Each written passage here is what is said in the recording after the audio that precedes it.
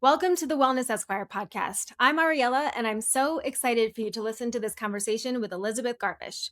Elizabeth is an immigration attorney, entrepreneur, and founder of what she calls the happiest law firm in America. She leads with the core belief of happy team, happy firm, happy clients, and she truly builds her entire practice around it. Elizabeth and I talk about her path to law school and her early years in environments where she not only felt like she didn't fit in, but where others made it clear they didn't believe she fit in either. We talk about the moment she calls the three men in suits, a performance review where she was told she didn't belong. And it wasn't about her work ethic or her work quality. It was about her. It was about who she was, her personality, her clothing, her authenticity. As painful as that was, she chose to see it as redirection. That experience ultimately pushed her to start her own firm and build something different. A law firm rooted in alignment, love over fear, and honoring people's strengths. We talk about how perfectionism and people pleasing once guided her decisions and how she learned to tune inward instead.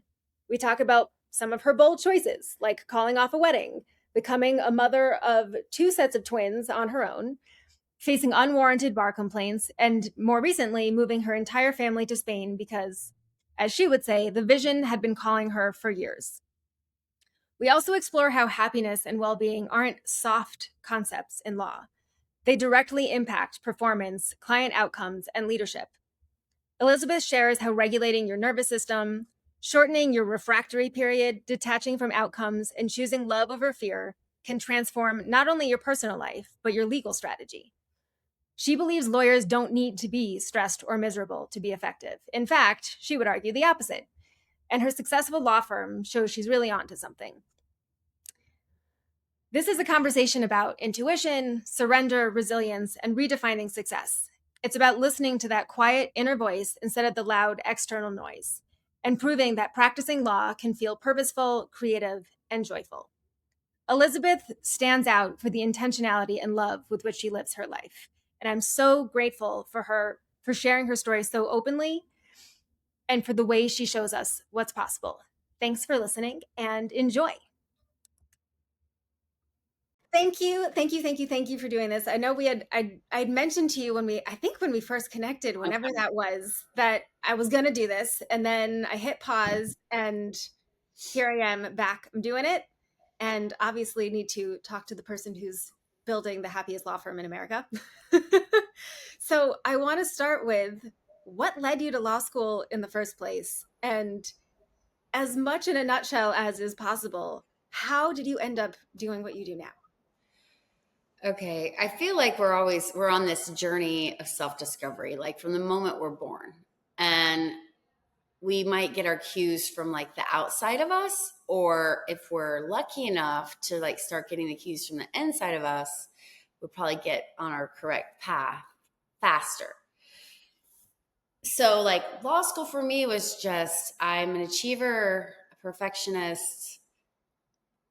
I mean, I'm reformed now, of course. I'm definitely like probably the most laid back person you ever meet. Like people are like, how are you doing that? I'm just like, I just surrender. Like my world is like, everything I do is just surrender and detach. I'm not attached to any of that.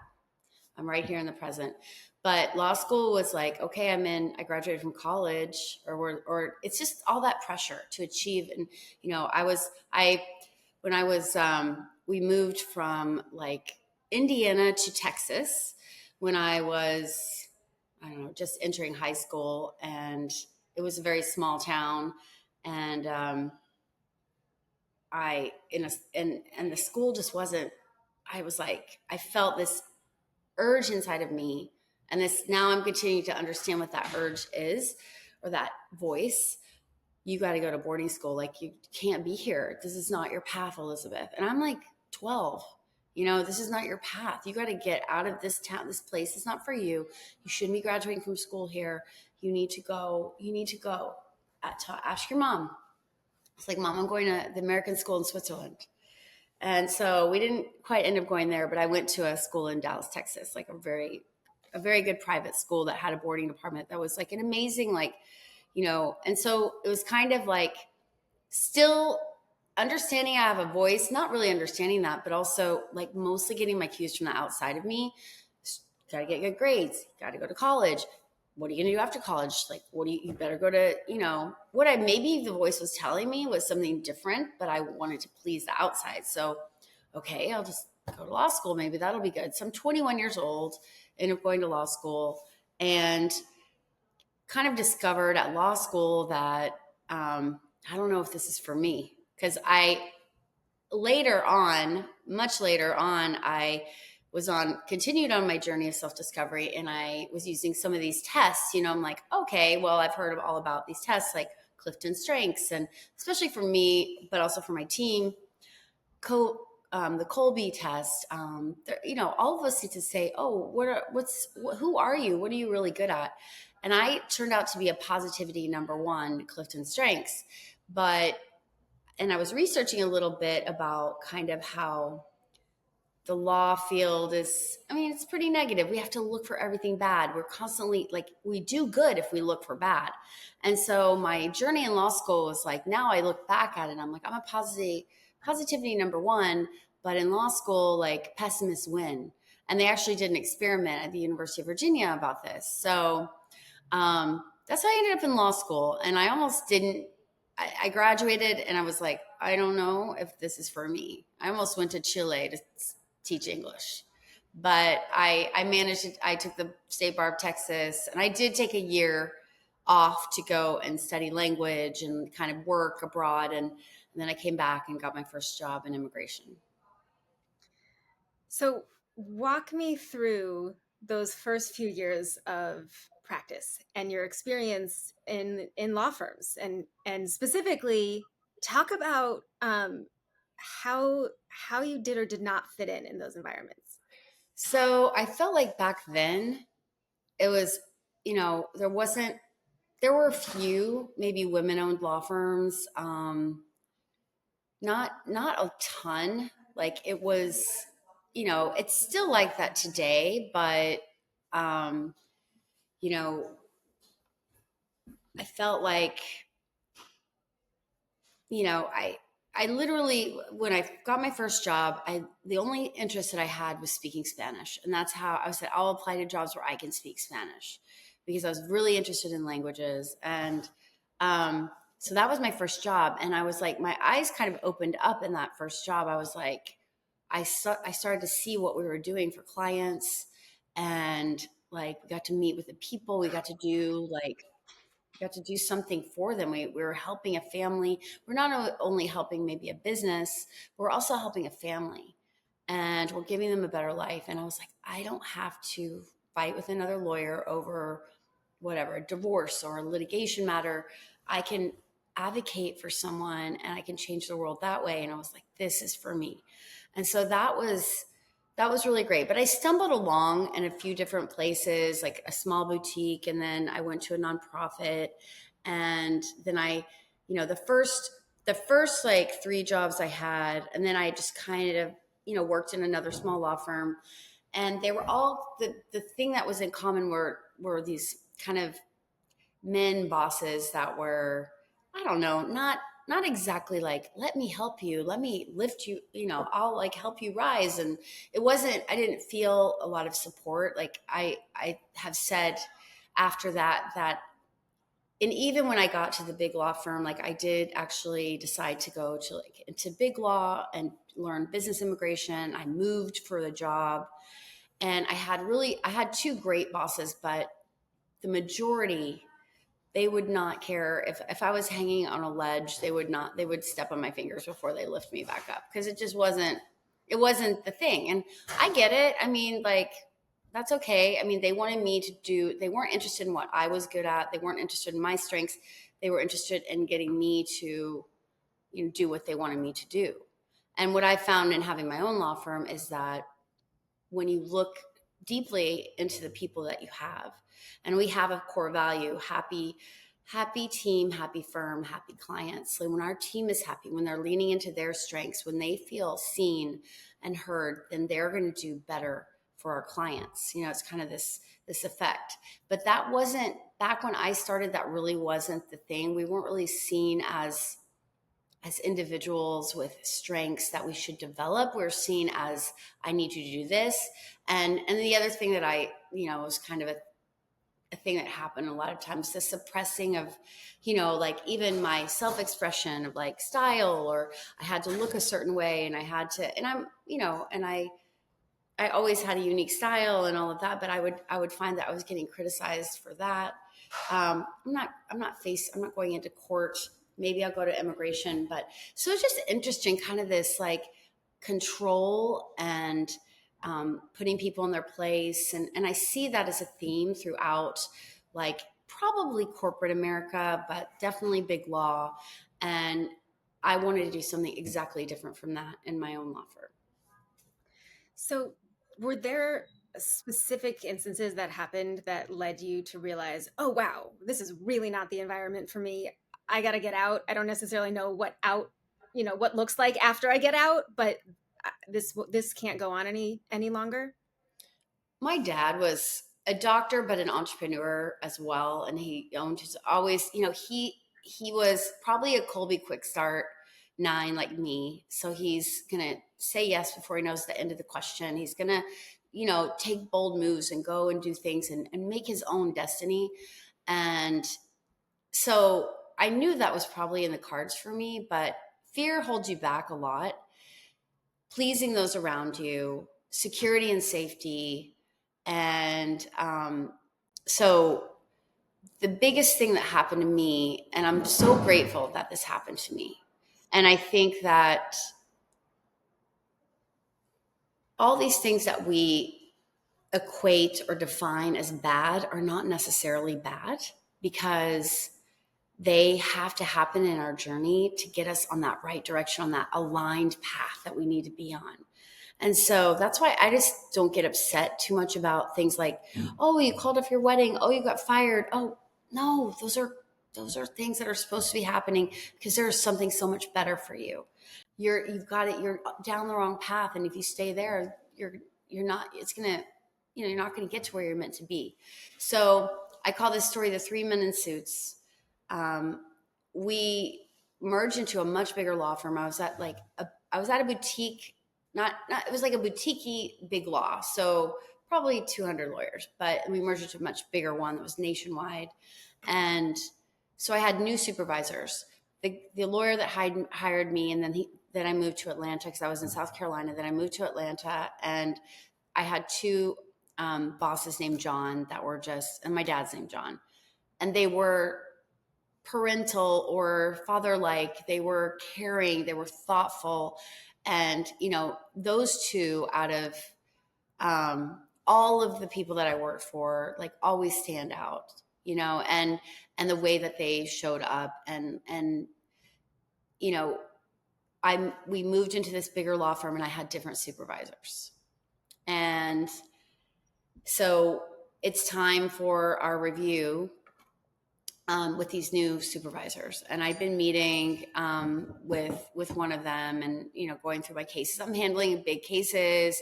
I'm actually bringing in a lot of business because I didn't understand that I am actually a rainmaker. I'm a woo, Clifton Strengths too. So I can bring in business. Like, I'm really good at connecting with people. And I don't know, it's just like, you either got it or you don't. I mean, I think you can learn some of these, but if you've got that strength, it's hard for it not to come out. And so they slide this review on the way before I got into the room. It was 3 men in suits. So through the managing partners and whatever. And my direct supervisor stops by the office. He says, yeah, your review is going to be really bad, but you're just going to come right back here and keep working. I was like, what? I was like, that's crazy. And I was just like, okay, it upset me, but I go in there and I thought, wow, I'm doing great. We just got all these approvals, and I brought in all this business, and they're going to be happy.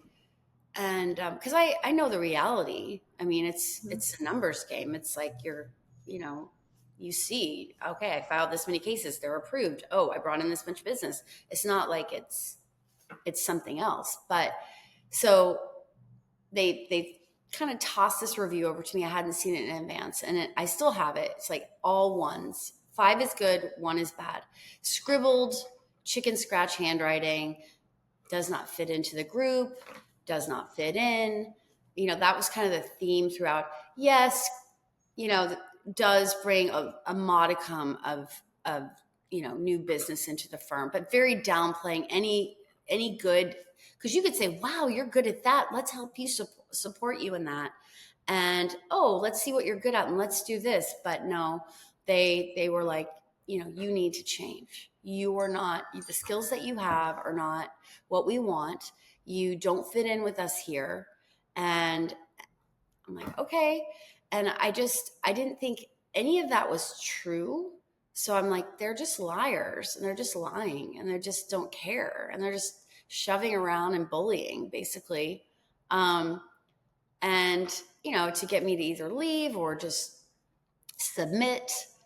I don't know. I wasn't fired or anything, but, I was like, oh my gosh. And so I was like, wow, I don't know. Because you want to join a firm where you share the core values of the firm, and that people act in those core values. And so I just didn't feel like I was connected or aligned with them. I mean, I don't use those words, but I didn't use those words back then. But now I'm like, yes, alignment. Like you meet people and you're just like, oh, this feels so good. And so, yeah, I was like, I can't stay here. I want to be around people that I admire and aspire to be like, and like that are, inspirations and mentors to me. And I didn't find any of that. The two Johns were kind of like in another city and retiring. And so I didn't have them anymore. And so I was like, well, this isn't my place. So, that's when I went on this path. I just got all my, I had to advise all the clients that I brought in that I'm leaving, and the majority came with me. So I was able to start a mini practice, because I first of all went to another law firm and then eventually start my own practice. And I didn't have to like just get the clients. I already had clients. I had hospital clients. I had huge clients. And I was able to get going really fast. So that wasn't a problem. I mean, I think in our growth as lawyers, driving revenue and getting clients and all that always kind of comes in as you go to the next level. But to start out, that wasn't an issue. And I was really like, just what kind of firm do I want to create? And I was like, yeah, I just want to be happy. I want people to quit bugging me about what I'm wearing. I want to do this amazing work that I love to do. I want to help people and just not be bothered with the stuff that does not matter. We're so busy trying to create this image, this social, or we're so busy mandating that people wear this social mask. You can't be you. You have to be this person. And it's so heavy and it's so hard. And how are you, you can barely breathe all day at work, and then you have to go home and like take off your mask and like, it's just not true. And I think now in our firm, I mean, it's energy, and not everyone's always aligned with us forever, and I'm not saying, oh yes, come here, everyone's included. No, you got to be in the frequency we're in, and aligned with our values. And not everyone is where we're supposed to be. And I think, you've got, and that's just part of running a law firm. But the people that are here are very aligned and, believe in our core values and the core message. And we feel this energy because it is love. I mean, it is literally the highest frequency, and we care for each other in a deep way. And, even when we have to give feedback or we have to let someone go, it is in the most loving way, and I think even with clients, there's a little tough love you have to give sometimes too. But I think that's, if we always, instead of fearing retribution or criticism, or that client's they're gonna not fire me, we're gonna show up in this loving way and choosing, that frequency. And so, I mean, I look back at those 3 men in suits, and I'm forever grateful to them for telling me I didn't fit in, and kind of forcing me to make another choice and redirected on my truly aligned path. And so that's why I say sometimes things that we define as bad are not bad. Things are really neutral. I mean, like, it's in every situation. I mean, I know there are atrocities that happen. There's horrible, bad things. And so it's very hard to figure out why, But there's always usually a way. I mean, from the worst things, and you're gonna find, I call it finding grace. You're gonna find grace. And imagine if every day we thought of grace as a person, like grace is on the way. We don't know now. It seems really bad right now. We can't imagine what could be behind any of this, but grace is on the way, and it's going to show up for us, and we're going to figure that out, because this journey of life is, it's not all, I always say, I did a little talk for my entrepreneurs organization, kind of a TEDx type talk, and it was choosing love over fear. But if we choose love consistently, which is a frequency and an energy we can feel, instead of and fear is also a frequency and energy we can feel. And if we know how our body feels when we're in fear, and we know how our body feels when we're in a loving place, then, and we consistently kind of maybe not choose the safety, because we know that's just fear talking. Let's choose that loving path, and maybe be bold and be brave. And then, that is also called the miracle frequency. So the love frequency is 528 hertz or higher. And, they've found that this frequency, if you listen to it, can repair DNA and just, yeah, I want to create miracles. I'm going to choose love. And I know that's not how we were trained as lawyers, and it's a new way of thinking. But in my personal life, I feel like I figured out a bit of a formula for creating miracles. You might call it like manifesting, or, and it's about changing this energy and detaching, almost like surrendering. Like I'm just in constant surrender, you know? And what if we could apply this formula for miracles to our law practice and our cases, where we change this energy? So that's kind of what I'm experimenting with. So you have this goal of having the happiest law firm in America. What's the impact that you can see with your colleagues, with your employees, and with your clients, even on the impact of happiness on work product and the way people show up? And in law, we don't tend to really think a lot about the connection between well-being and performance, and the connection between happiness and performance, and how those things fit into success ultimately, and even what we consider success. But you have this really strong focus on happiness, and not just because it feels good, but you also see the impact on what you're putting out there through your law firm.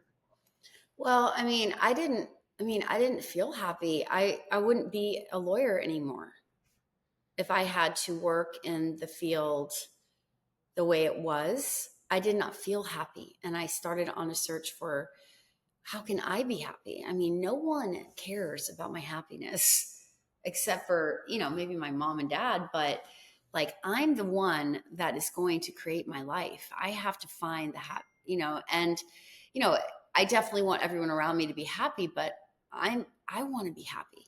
Like, I have this one life, and I want to do this for me. And I embarked on this experiment. I had no idea. I just started researching and like searching.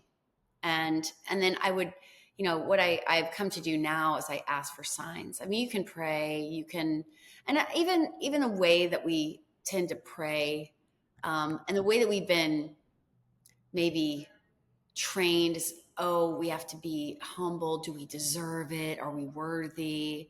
Like this whole idea of just, yes, we deserve everything, the highest level of things that we can dream of. Why are we like, shrinking ourselves with guilt and like unworthiness? And why are we talking to ourselves, especially women, in the ways that we talk to ourselves? I'm not good enough.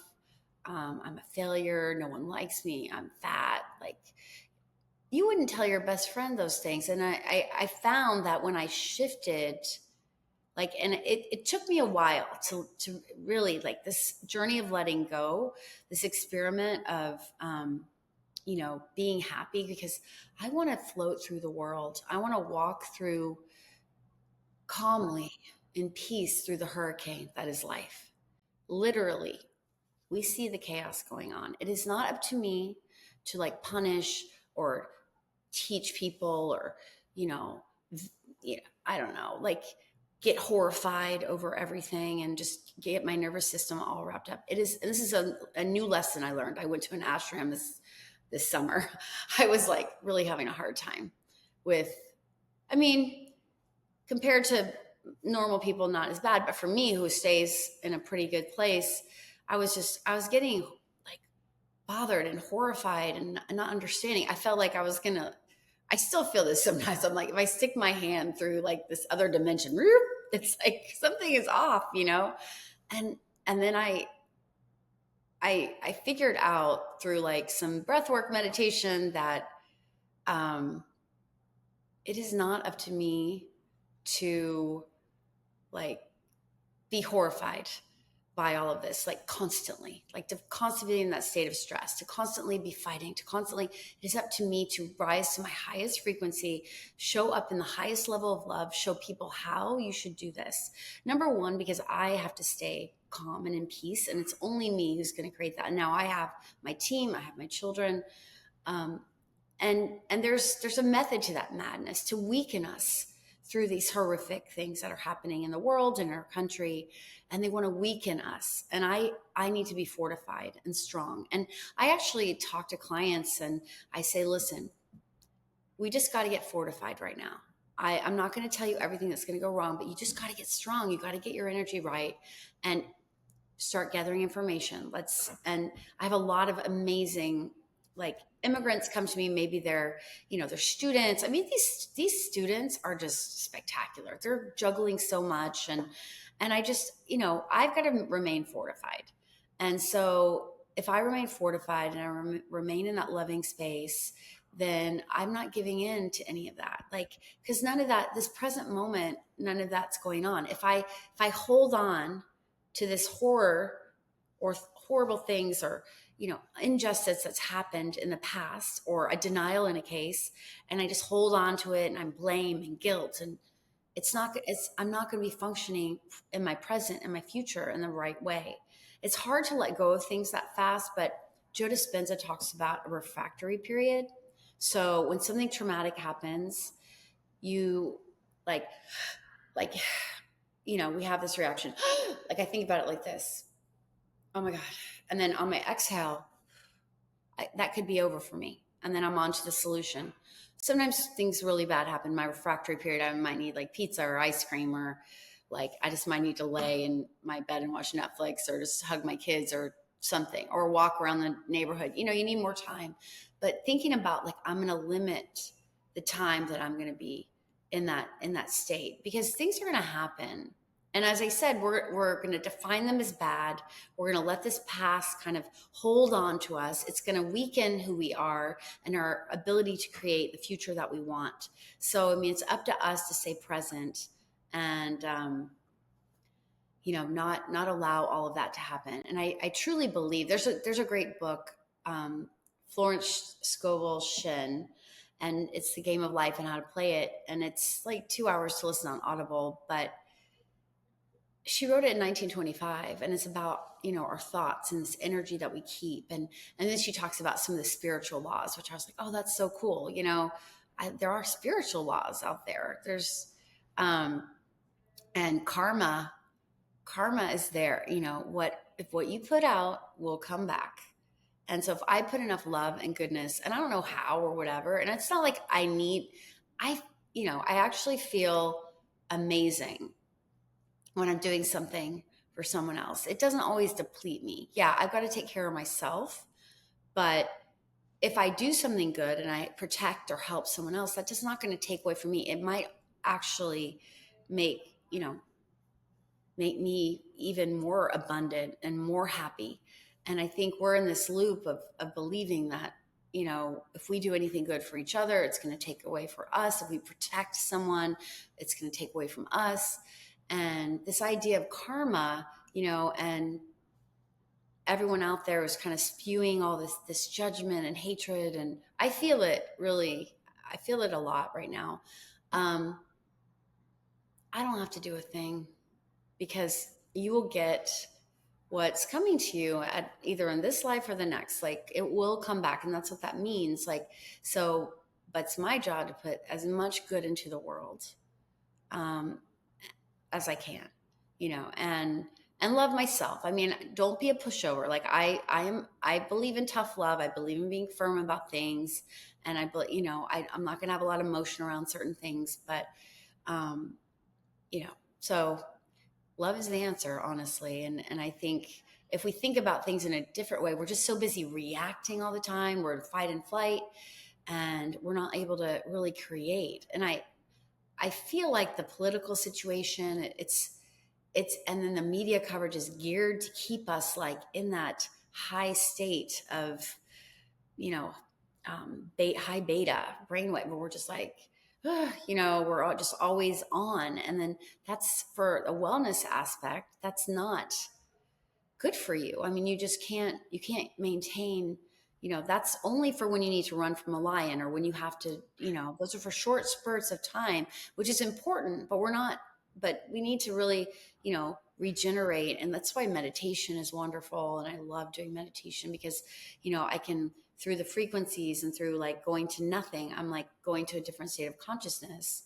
And I'm not even thinking about, I have my intention, but I'm going to nothing. So I can like become, more connected. And I feel like every time I do a meditation, I think about who do I want to be when I wake up, and this is Joe Dispenza, who's a wonderful teacher. Who do I want to be? Yeah, I want to be this, and this. And I wake up and I almost believe that I am that, or I do believe I am that. Like I have to become what I want before I tell my clients, I am what you put after those words. So important, you know, and even for any of us, because they've got to get, I tell my clients too, how are you going to feel when you get your green card?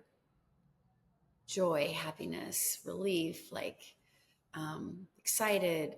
Start feeling that emotion now. You've got to walk into the future that you want.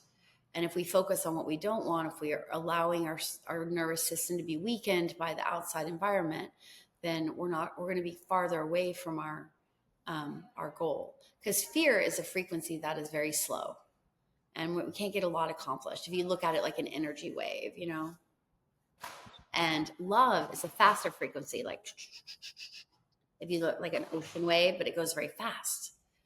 And so that's what Joe Dispenza teaches. You are able to put information into the wave, which we are all energy. Like everything has a frequency, like my tea.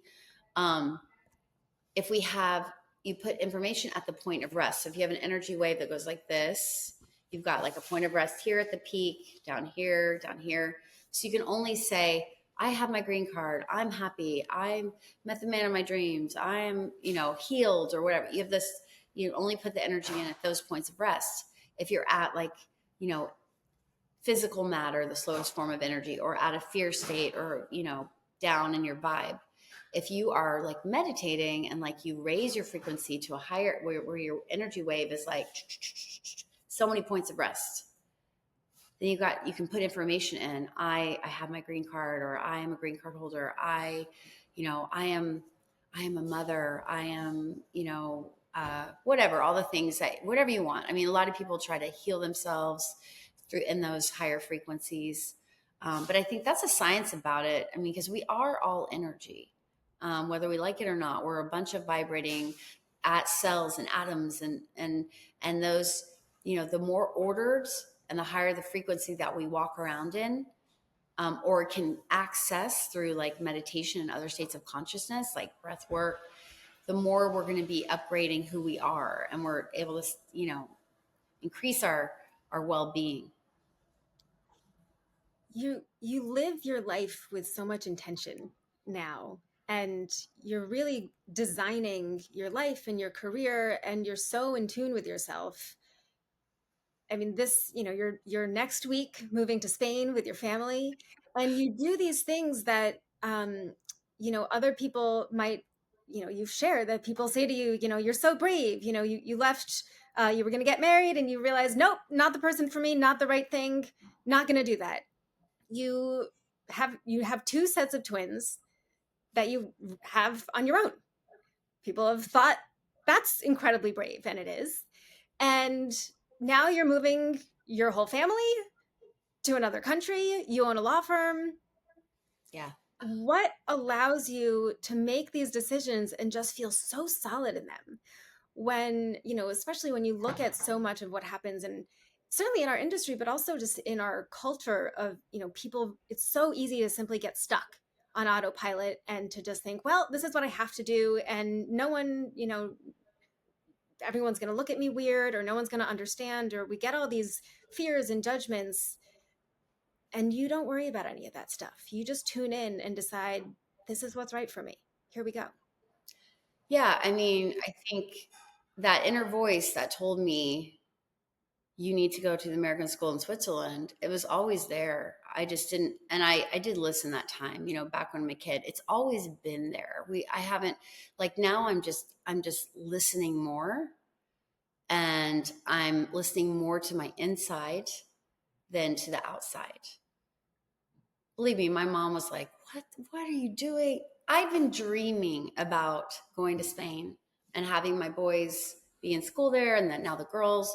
And I love the Spanish culture. I'm so into that. Yeah, I want to my language learning and all the things. And I was dreaming of being a mom. I was dreaming. I wasn't always like dreaming of like getting married. I mean, that would be great. I mean, believe me. I'm like, sometimes you got to get still to figure out where those things are coming from. Is it coming from the outside of you? Are you trying to please someone else, or is it coming from the inside of you? Like, and when you can really, is it coming from fear, or is it coming from love? And when you can kind of tune in and just get still, that's why we're so busy, run, run, run, run, run, do. When we get still, and Deepak Chopra I think he has a book, it's called The 7 Laws of Spiritual Success. Like, it's when you're still, even the slightest intention can be heard and reverberate around the universe. When your head is full of all of this, you couldn't hear the Empire State Building fall into the ocean. So it's it's been a journey of progression. Like, but there are certain things that there was no way. I was so, and I did in my little talk about, I talk about this. I wanted to be a mom so bad, but I had a plan in place. It was based on perfection, based on how it looked to the outside, based on doing everything the way I was told to do it.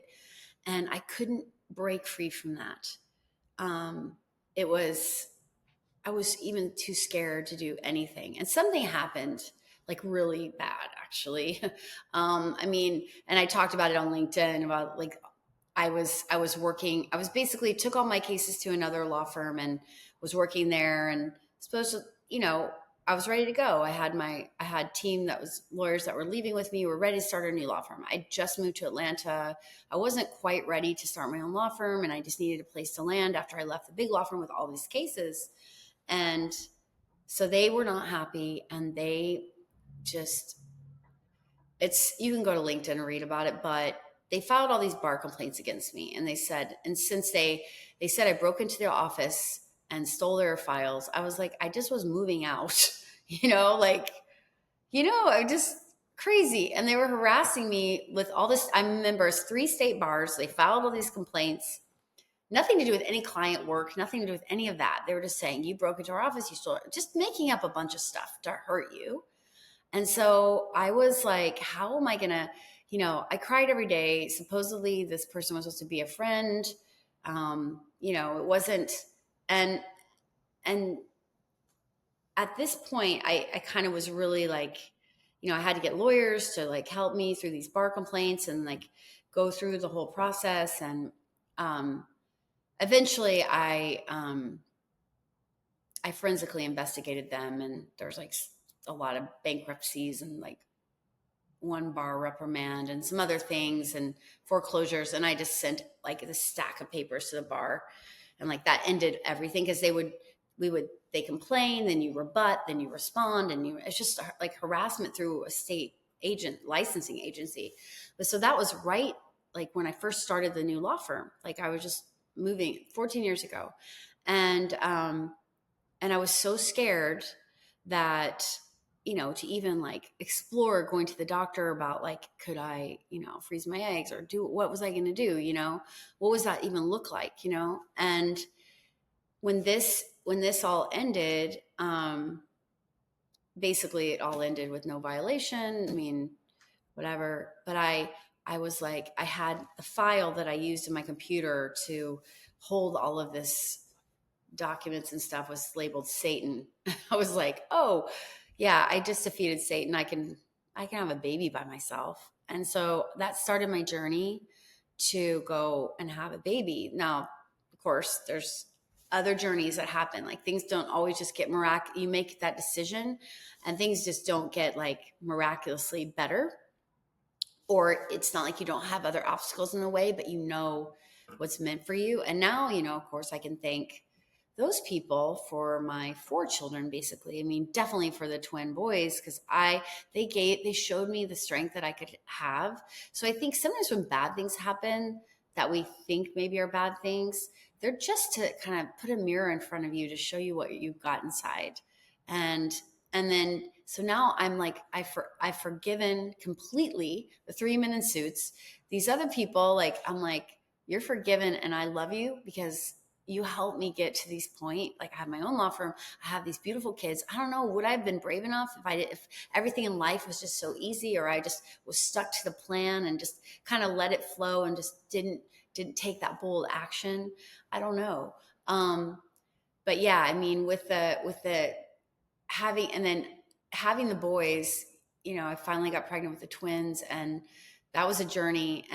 And I didn't know, like, what's it going to be like? And is everyone going to think that I'm just weird and crazy, like a feminist who's like, doesn't need men, or no man ever wanted her, or something crazy? Was that all going through my mind, when I'm like pregnant with the hormones? And it wasn't like that at all. Like everybody was like, wow, that is so cool. Like 100 people came to the hospital, and, like everybody was just like, oh my gosh, that's so amazing. The world transformed from black and white to technicolor because I took a bold move, because I went against my plan. I let the fear go. I chose love. I chose that inner voice that was calling me. Same thing with the girls. I literally was like in the hospital with the boys. I was like, I'm supposed to have a girl. I'm supposed to, not a girl maybe, but I'm supposed to have another baby. And I was like, that's crazy.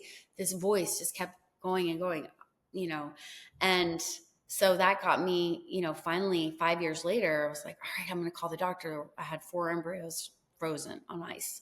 Turned out they were all girls for the genetic testing. And then I went on a whole nother journey to get them, which actually really taught me how to create miracles.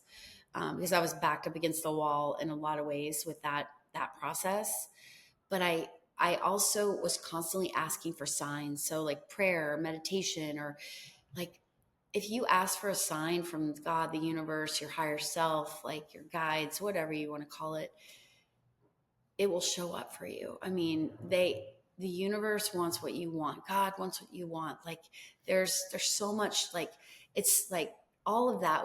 I think of it as a scale. Like we're down here, and then that is pure love, wholeness, order, like just everything, everything that we dream is up here. And they can't quite, they're at such a high frequency. They can't communicate in words with us. So they have to show us through signs or this feeling inside, this direct divine line, So I think after the girls came, and then I was even scared to even do the Spain thing, but it was calling me. I was like, I like write in my journal, or like, this is happening. Everyone knows, oh, you've been talking about that for a long time. And I'm like, I have? Okay. So I just had to get brave. I was like, you literally just created miracles. You know the formula, just do it. And end of March, end of March, I started that journey of gathering information, figuring out the school, figuring out a place to live, and just always surrendering to everything. Oh, it's so hard to find an apartment in Madrid. You're never going to find a place. Like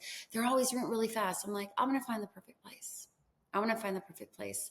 And then, the last place we looked at was like off the market. And yeah, it was like, it's what I saw in my dream. So I think kind of playing around with like, ourselves and the inner us. And even when I called off the wedding, I was like, you know what? I've been trying to please everyone on the outside and make everything look perfect because I had the two boys. I'm like, well, I better have a man here. I got to get married. This is so important, not that I loved him, but I was like growing at this rate that was not, it was, I was growing in that journey, and it was didn't seem right. Like literally, I woke up one day, I'm getting married, and like by the end of the day, I'm not, because I'm like, no. It's like that voice was right there, and I think if we listen, um, we're going to be on our right path, But we got to be. They call it awareness. We got to be aware, not just blindly on autopilot, like you said, which a lot of people are, and they're hypnotized by the world or by the media messages or like this, but they're not like listening to the most important message inside of them. You've made such incredible strides to now you're at a point where you really don't give much credit, if any at all, to external validation. You listen to yourself, you do what's right for you. But even with that, I'm sure, there are people out there who would hear how you live and what you talk about, and everything around meditation and spirituality and frequencies and all of these sorts of things. And I'm sure there are people who would go, yeah, that's not part of we don't do that in law. That's weird. That goes back to what you were talking about, with when you were in big law and they said, you don't fit in here. You wear bright colors and you have a style and all of those things. So have people made comments about like, what? You're a lawyer? How can that be? This doesn't line up. And even if they were to, would that impact you at all? Or what would you do with that? I mean, I use my refractory period. I like don't let it bother me that long. Like I always set I like set a limit if something upsets me. It does, things do, but I'm very good at getting over something really quick and getting to the solution. Like something happens with a case, it's literally like, all right, breathe in, freak out for a minute, breathe out, it's over. What's going to happen next? You have to have a clear head. You can't be living in the past. You can't be in blame or guilt. You've got to figure that out, and you got to believe in possibility. Don't believe in believe in what you want to happen, what you feel like is right. Um, but yeah, I just don't care what anybody thinks. I mean, I guess, it's what I've found is when you're aligned with who you are, like you kind of, in a loving way, it's not like you kind of, if you're raising your frequency, like you lose some of the people, um like, and I'm sure they're like, who does she think she is? Like, I don't hear it. Like, it's like the dog, like they can only hear certain like frequencies, Mm-hmm. and like you blow that whistle and they can hear it, but they can't hear. I don't hear it. I It's not, because the inner voice is so much louder and much stronger than anything. And like what I've learned is that I better listen to that inner voice, because when you listen to that, because I've seen the results, and like it's so aligned, it's just pure love. It's like when you do that bold action, when you take that step, and yeah, there might be some difficulty or whatever, but you surrender, you kind of, I like this idea of like the perfect unfolding of what is meant for you, and you're excited and you're in this beautiful place. And the goal is not to please those around you. The goal, I am the one person in my life who 100% wants to make me happy, and that wasn't the way it was for many years. I was busy making everyone else happy. Mm-hmm. And I'm worthy of a beautiful, happy life, and I'm going to listen to that voice within me. And it's not like I don't make mistakes. Of course, bad things happen supposedly, and I may have made a mistake that seems like a mistake now, but I don't know what's going to happen in the future. Grace is on the way, So yeah, there was a moment, I just remember it very clearly, because I was like, I'm just going to go have these two, I'm going to have, well, I didn't know it was two, but I was like, I'm going to go have a baby again by myself. People are going to think you're crazy, and I don't care what And you're anyone. okay with it. Not my problem. I just don't care. Like I remember, I was reading this. article. So like one of the first people that was doing IVF, like she had triplets in the maybe in the 90s or 80s, I don't know. She had triplets, and they were saying she's going to go on welfare. How can a single woman do that? And like this is so, and they put her through hell, and all of her kids are like they're in scholarships, they're in college, like they're doing amazing. She was thriving, and she's a pioneer, to do that. I mean, I'm not saying like of course we need men. I have two boys, like yeah, of course we want to have beautiful relationships, but there's more than one way to create a family, but I feel like we are very stuck in that one, and we have science, we have love to do that. Thank God for that, you know um, because the souls that I need to have as my children need to get here some way, you know and I really truly believe that the perfect souls are lined up to meet you at the right perfect time. And it is so true. I mean, it's just like yeah, I can't even believe it, and I'm just like, wow, I am so like fortunate to like I'm so glad that I was this brave. I'm so glad that I just walked through these uncharted territories. I faced moments of like, wow, will I even be a mom? Like just like on the floor. I faced bad news from doctors. I faced all these things. And so that journey has taught me the most and about anything, and also I know how to create miracles. Let me just apply this to the practice of law. Let's start creating for our clients. Let's start getting in there and like using our energy, like what's within us, listening, getting still, and like I think about things, and I've had cases where um yeah, I've had cases where every other lawyer is like, don't do that. You get coming from fear. Don't do that. That's not good. You can't. That's no, no, no. And I'm like, no, I feel like this is the only way for this client, but they're doing their job as lawyers. They're looking at like all the worst case scenario. And and with that case, I was like, no, I had to send one of my clients out of the country. And there's risk involved. There's always risk involved in anything. But I was like, this is the right thing for you. I researched. I'm like, we can hold on to this. I'd rather have you outside than in, if there's going to be an unlawful presence bar and a lot of things that could have happened. He got his green card already. I mean, he got that visa, he got his green card already. What the advice that another lawyer gave him was like, just stay in the country and like wait for the immigration to give you temporary protected status. And then he never got that temporary protected status. Like he would have been in a way worse situation. And, but I was so like, you know, I knew this is what we needed to do, but then you're like, oh my gosh, I don't know. Am I making the right decision for my client? And he ultimately makes the decision. I just give the advice, but I used a lot of mental visualization and the piece that is surrender. I'm detached from the outcome. If he's stuck there, I'll get him back. I'm not gonna dive deep into all the negative. And that surrender piece, that detaching from the outcome, is like probably the hardest part of creating results that you want, but it's the part that's so essential. If a lawyer listens to your story and then reached out to you and said, everything you said spoke to me, I, feel like I don't feel like I fit in with, where I am, because I am more spiritual, and I want to be in an environment where my well-being and my happiness matters. But I don't even know who I am right now.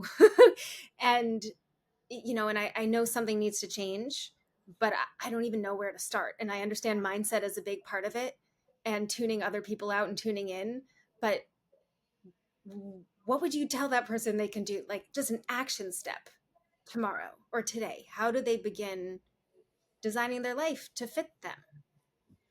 So I do get this for a lot of clients, like, I mean, because I'm talking to them about energy, and like because we're creating together and we have to be doing that. um I mean, I think I'm doing a CLE. I've done a CLE already, but I'm doing a CLE and it's going to be every month next year. And it's kind of like applying the spiritual laws. And then hopefully I'll get into it like a training.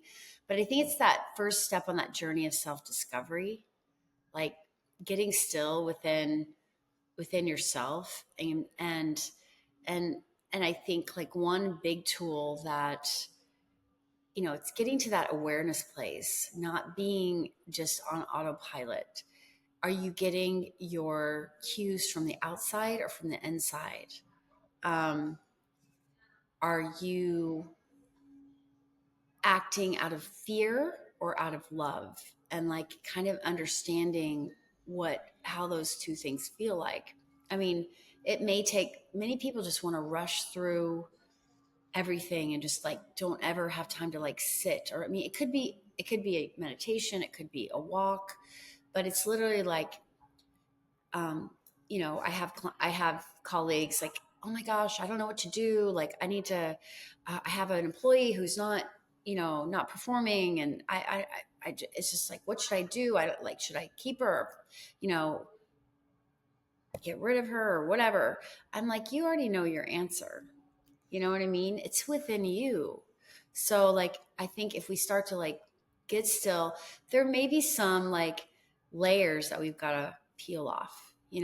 I think there may be something that's covering up, and, we might have to experience some of that pain or that trauma and like let go of some of that, heal from some of that, before we're like deeply into our heart. I just got a cold call yesterday from this guy from like a legal software company, and he was like, I guess they do interviews with lawyers, and I'd already actually done an interview with their company, and they wrote an article, but he didn't realize it. And I just started talking, and I picked up the phone, and I was like, "Oh, what's this?" And then we started talking, and I was talking about how I normally talk. He's like, "Oh, do you know someone named Joe Dispenza?" And he's like, "I went to a retreat, and I like I was having some health problems, and they did these healings, um, and I felt all this love because all the people were kind of meditating, and they went to their state of consciousness, and like they were loving this person.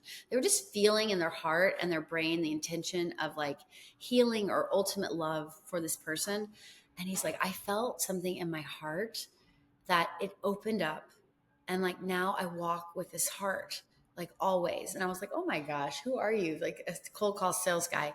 But because I've been to like a bunch of retreats with Joe Dispenza, I've been through all of that. I'm in a healing group and everything. But like it's that if we can, get our heart open, like stop protecting ourselves, like open up our heart, like start loving, maybe do it with baby steps, just start there, but getting aware of like, and I think the simplest way is like, is it fear or is it love? And if like every action you take, if there's like door A is love and door B is fear, you know what fear feels like, you know what love feels like. Walk through door A when you have to make the choice. If like staying in that office that you hate and doing mind numbing work as a lawyer is not feeding your soul, and you don't feel like totally like loving to yourself, and feel like the highest version of yourself, maybe it's time to walk through that another door. Maybe you're staying there because, oh, the salary's great, or I have to, I'm afraid of what will happen. What if I can't find? So you got to kind of sit with yourself. And sometimes these are hard things to do. For me, I sometimes have to listen to that voice a lot, and it gets louder. It gets louder and it gets louder, and it disturbs you. So like you better follow it and choose love. And sometimes it takes bravery, but on the other side of those bold and brave actions is your alignment. Like it is like, wow, imagine, feel the emotions of how you are going to feel when you're like, in your dream job, holding your baby in your arms, like living the la vida loca in España, like just feel those emotions. Like, like right now what I'm feeling, I have a lot to do before we leave, but I'm feeling excited. I'm feeling like it's all going to work out. I'm feeling in love with like, I'm feeling gratitude, so I could feel other things like pressure and stress. Oh my gosh, how are you doing it? I'm like, I don't choose those feelings. Mm-hmm. That's not one thing, but It's packaged action steps. yeah. Amazing. Anything else you want to share? Um, I mean, I think, I think there is a new way to practice law. Um, and I think there's enough people out there that are, I hope that we can be part of this new movement to, we all deserve happiness. We all deserve to do amazing work. We're protectors. Lawyers do we need you. We need you in this world. We don't need you stressed out. We don't need you unhappy. We don't need you like suffering. We need you in a beautiful, loving space where you are exactly where you're meant to be. You're following your path. You're listening to that inner voice. You're doing the amazing work that feels effortless because it's aligned completely with your purpose. And I think going on that journey and kind of figuring that out, not listening too much to like our parents or like our peers or what, the regular definition of success is, and not being, afraid of what's going to happen. I mean, we kind of have to walk into that unknown and, and create. So I am doing a CLE, and it's starting in January. I haven't really even done and I've done 1 2-hour CLE. So it'll be a 2-hour CLE kind of on the spiritual laws and how can we practice law, like well-being, but kind of, a lot of the things I talked about today. It's really this, we cannot control what's around us, but here's how we control what's inside of us, this transformation. Um, you could say, the 3D world versus the 5D world, like the 3D, third dimension where we all exist as physical bodies versus kind of that higher frequency and that higher energy wave. And all it takes is like experimenting and being open to ideas. And I think curiosity, um, and just being open to things that, open to miracles. Um, that's like my goal in life, just to create one miracle after another. Love it. Thank you so much for sharing your story, for helping our entire industry understand why happiness is an important part of what we do. And thank you for spending time with me today. I'm so thrilled that we were able to do this. Thanks for listening. I hope you got a ton of value from this conversation and that you will check out the links in the description to learn more about the guest and the Wellness Esquire. And I hope you take even just 1 minute to do something for yourself today. Maybe right now, drink more water, say no, call a friend, do something that makes you happy, have a 30-second dance party, find something to make you laugh. Also, be sure to subscribe and send the podcast to a colleague. And if we're not yet connected on LinkedIn, please fix that. I'd love to know you. See you next time.